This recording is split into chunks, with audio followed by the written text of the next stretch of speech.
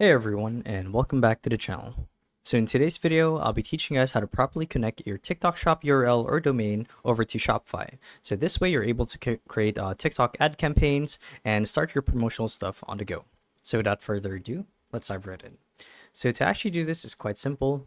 And the first thing that we need to do is we want to make sure that we're logged into both platforms, being TikTok Shop as well as Shopify as administrators. So as you can see here, I have my dashboard for Shopify opened up as well as my TikTok. Or rather, I should say I'm still going through the whole setup process for TikTok. And the reason for that is because it actually asks for valid info regarding your credibility to actually set up a store. So stuff like a government approved ID or government accredited ID like your SSS or TIN or voter's ID.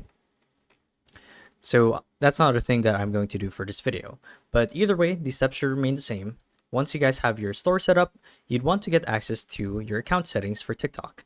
And the idea is when you go to copy the URL that's or the domain name that's randomly generated by TikTok's platform, you're going to head over to Shopify and get access to the domains tab.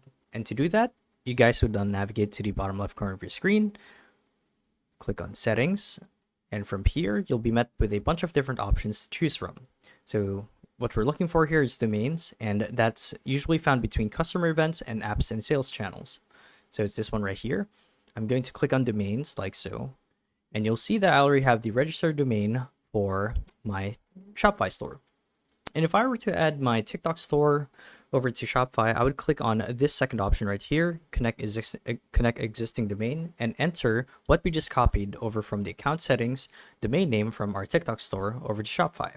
So we're going to paste it here, click next, and basically follow the on-screen instructions on what needs to be done and fill out the info as necessary. So all the details pertaining to our TikTok domain, so it could be the name server, the IP address, so on and so forth, and you guys should be done.